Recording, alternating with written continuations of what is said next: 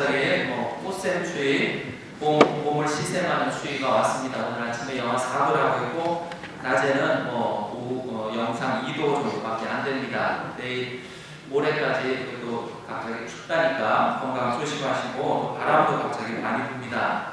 체중이 좀 덜 나가시는 분들은 주머니에 동전이나 돈이나 이런 거를 꼭 넣고 다니셔서 귀찮으시면 발목에다가 벽돌 안에 이렇게 매달고 다니시면 바람이 불어도 날아가지 않을 수 있습니다. 건강 조심하시기 바랍니다.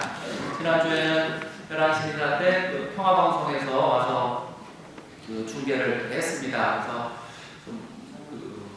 얼굴 안 되시는 분들은 다른 기사 참석하시라고 그렇게 신신당부를 드렸는데 다들 오셨고 오시는데 평소에 안 하시던 화장도 다 하시고 또 옷도 새 옷 입고 평소에는 파카 입고 오셨는데 그날은 막 정장 입고 오시고 그렇게 또 헌금을 보시면 아시겠지만 헌금이 다른 때보다 한 40만 원이 더 늘어났어요. 그래서 무슨 일인가 생각을 했더니 평소에는 헌금을 1,000원짜리 주머니 꼭 쥐고 했는데 그날은 카메라가 다 비추고 있으니까 1,000원짜리에서 만원짜리를 다 바꿔서 그렇게 헌금을 하신 것 같습니다. 다음 달에도 또 한번 해볼까 생각합니다.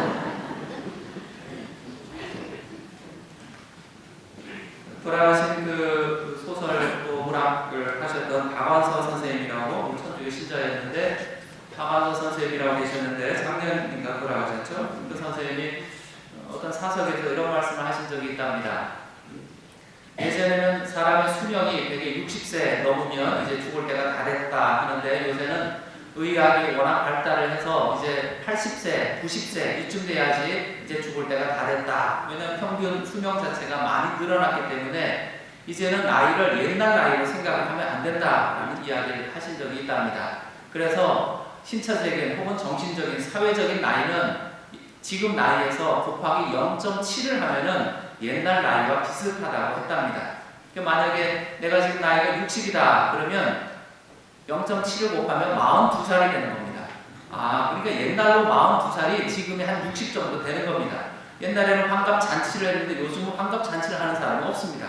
칠순이 돼도 무슨 잔치 같은 걸 잘 하질 않습니다. 아직도 살아갈 날이 많기 때문입니다. 옛날에는 50세가 되면 이제 정년 퇴직을 하고 이제 한 20년 정도 조금 이제 은퇴 생활하고 그리고 이제 70세 되면 죽을 생각을 하셨는데 이제는 그것이 아니고 60세, 70세 돼도 앞으로 한 20, 30년은 더 살게 된다 이런 생각을 하시기 때문에 그런 것 같습니다. 그래서 저도 제 나이를 0.7을 곱했더니 21살이 나와서 그런 생각으로 살아가야겠다. 여러분들 각자 자기의 나이를 한번 생각을 해보십시오. 옛날에 지금 나이는 그렇지만 실은 내 몸 나이도 그렇고 사회적인 나이도 그렇고 거기서 0.7을 혹은 0.8 정도를 곱하면 옛날 그 나이가 되는 것 같습니다. 그러면 훨씬 더 젊게 또 훨씬 더 세상 많은 시간들이 남아있고 훨씬 더 열심히 세상을 살 수 있는 것 같습니다.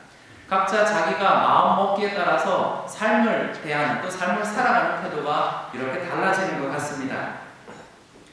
오늘 독서에서는 하느님께서 이스라엘 백성을 이집트에서 끌고 나온 다음에 그들에게 그 모세에게 시나이산에서 10계명을 주십니다.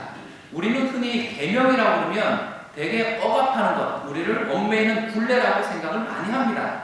아이고 열심히 이제 자유와 해방을 얻었는데 아이고 하느님께서 또 이제 억압하는 것, 우리를 다시 노예 생활로 이렇게 만들려고 10계명을 주셨다라고 생각을 많이 합니다. 실제로 많은 신자들은 오늘날까지도 10계명을 우리를 참 힘들게 하는 의무라고 생각을 많이 합니다. 주일미사에 여러분들이 오늘 많이 나오셨습니다. 주일미사에 나오는 이유가 무엇입니까? 10계명 가운데 안식일을 거룩히 지내라, 주일을 거룩히 지내라 라는 그 계명을 지키기 위해서 여러분들은 나왔다고 많이 생각을 합니다. 흔한 표현으로 아이고 주일미사 빠지면 고해성사를 봐야 되는데 고해성사 보는 건 너무 귀찮으니까 차라리 주일미사에 가서 졸더라도 주일미사에 가서 앉아있자. 그래서 의무를 잘 지키자 하는 그런 생각들을 많이 하십니다. 그렇습니까? 네. 오늘 복음 말씀의 마지막에 이런 말씀이 나옵니다. 사실 예수님께서는 사람 속에 들어있는 것까지 알고 계신다. 그분께서는 모든 것을 다 알고 계셨기 때문에 그들을 신뢰하지 않으셨다. 여러분들의 마음이 어떤지 주님께서는 다 알고 계십니다. 정말 의무감 때문에 정말 계명을 지켜야 한다는 그 생각 때문에 주일 미사를 만약에 나오셨다면 그 마음을 지금부터라도 좀 바꾸시길 바랍니다.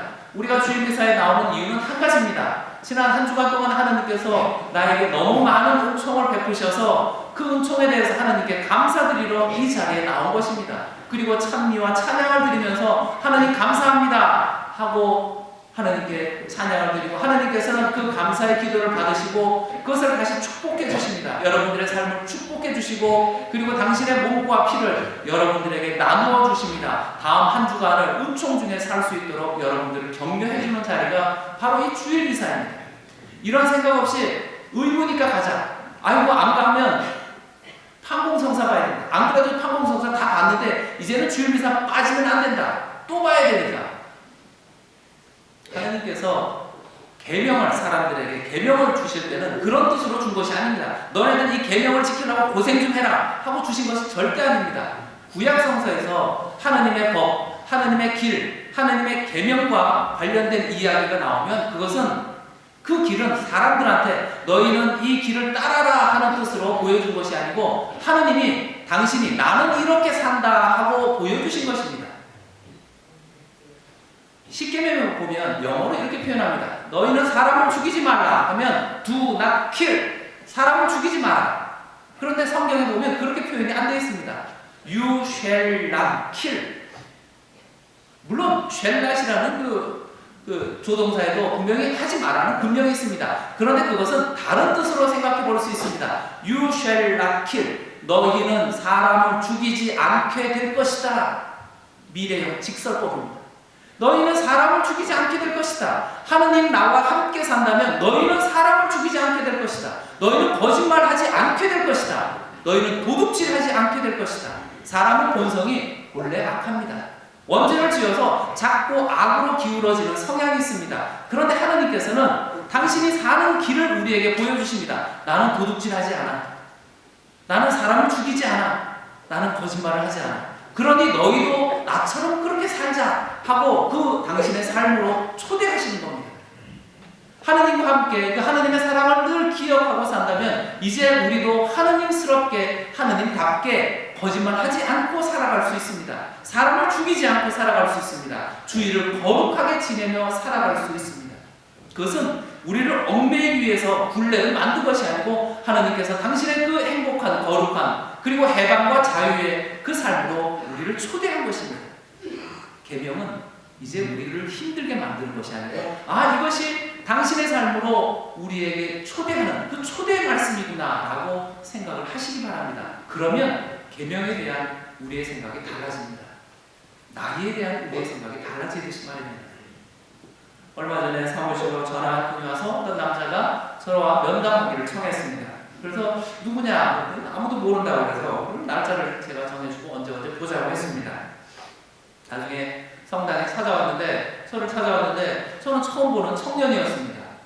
그래서 그 청년이 저를 아는 척을 해서 내가 너를 모르는데 네가 나를 어떻게 아느냐 그렇게 물었습니다. 그랬더니 그 청년이 저는 신부님을 잘 알고 있습니다. 어떻게 아냐? 내가 너를 언제 만났느냐 하니까 15년 전에 여의도 성당에 계셨죠. 그래 그때 거의 여의도 성당에서 보좌 신부를 했지. 그때 자기가 초등학교 3학년인가 4학년이었답니다. 근데 그걸 나를 어떻게 기억을 하느냐? 어떤 모습으로 나를 기억하느냐? 했더니 초등학교 어린이 미사 때 그 주일날 토요일날 했는데 어린이 미사 때 자기가 미사 중에 하도 떠들어서 신부님한테 불려나가서 여기 제대 옆에서 미사 끝날 때까지 손을 들고 얼었었다는 거예요. 그러면서 자기가 나중에 미사 끝날 때까지 그걸 당했는데 손을 나중에 내리고 들어가라고 해서 그때 속으로 생각을 했답니다. 두고 보자. 내가 나중에 가서 꼭 이 안가품을 하리라. 15년 만에 왔습니다. 칼을 들거나 망치를 들고 온 것은 아니었습니다. 그러냐?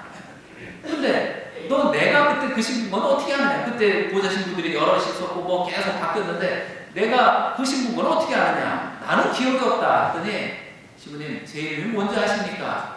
이 이름이 뭐냐? 이경재입니다. 생각난다. 내가 생각난다. 신부님이 그때 저한테 야 나는 이름이 이재경이고 너는 이경재니까 우리 둘이는 평생 안 잊어먹겠다 그랬답니다. 그러고 나니까 제가 생각이 났어요. 그래 맞아. 그때 이경재라고 하나 있었어. 그래. 이경재 안토니오라고. 그럼 어쩐 일이냐 여기까지. 저 6월달에 결혼하는데 주례 좀 해주세요. 언제 하냐? 토요일날. 토요일날 여기 성당을 때려치고 어디 여의도에서 하는데 야 그까지 언제 가냐? 그래도 해주세요. 저는 15년 전부터 나중에 꼭 이 가품을 하려고 있다가 이제 결혼식 할 때 됐는데 신부님이 생각이 나서 뭐 다른 뭐 거기 본당 신부님 있고 다 필요 없고 신부님을 찾아서 어디 계신가 찾았더니 이 월곡동 처음 난생 처음 월곡동이라는 동네 와서 저를 만났다는. 야 너 참 대단하다. 나를 기억해 준 게 너무 고마워서 내가 그때 가서 해주마. 좀 힘들지만 가서 해주마 했습니다. 그렇게 15년 전에 있었던 그 일을 기억을 하고 찾아온 그 마음이 참 고마웠습니다. 지난주에 우리는 아브라함이 당신의 아들을 그 십자가에 그 제단에 바친 것, 그리고 그를 통해서 하나님 아버지께서 당신의 외아들을 십자가에 바친 것을 우리가 같이 기억했습니다. 하나님의 그 사랑, 우리에 대한 그 사랑을 기억한다면 우리는 하나님의 그 초대, 계명으로의 초대, 나처럼 이렇게 살라고 하는 그 초대를 외면할 수가 없습니다. 그래서 주일미사 한번 가서 그냥 한 시간 앉아있는 것, 그것으로 주일을 거룩히 지내는 그 의무를 다 했다고 얘기할 수 없습니다. 미사 오기 전에 애들 두드려 패고 주일미사 참여하고 미사 끝나고 가면서 부인한테 욕하고 그게 주일을 거룩히 지내는 겁니까? 차라리 주일미사를 빼먹고 집에서 시어머니 대소변 받아내고 그러면서 주일미사를 빼먹어서 가슴 치고 그 어머니를 공양하는 것, 차라리 그것이 주일을 거룩히 지내는 것입니다. 너무 법률적으로, 너무 율법학자처럼, 너무 바리사이적으로 문자적으로만 주일미사 한번 참여하면 그것으로 주일을 거룩히 지냈다? 하나님께서 주일을 거룩히 지내는 그 당신의 삶으로 초대하는 것, 거기에 응답을 다 했다? 그것은 아닙니다. 많은 계명들이 있습니다. 한 분이신 하나님을 홍숭하여라. 하나님의 이름을 함부로 부르지 마. 주일을 거룩히 지내고 부모님께 효도하고 간음하지 말고 도둑질 거짓 증언하지 말고 남의 생물을 탐내지 말라는 그 10가지 계명은 모두 다 하나님의 당신의 사랑을 기억하고 그 당신의 삶으로 들어오라고 하는 하나님의 초대의 말씀입니다. 나에게 주어진 많은 의무들, 많은 계명들을 너무 부담스럽고 힘들게 생각하시지 말고 하나님의 초대의 말씀이라고 생각하고 나에 대한 그 하나님의 사랑을 기억하고 그 하나님의 삶으로 뛰어드시기 바랍니다. 새롭게 시작하는 그 한 주간 하나님스럽게, 하나님답게 조금은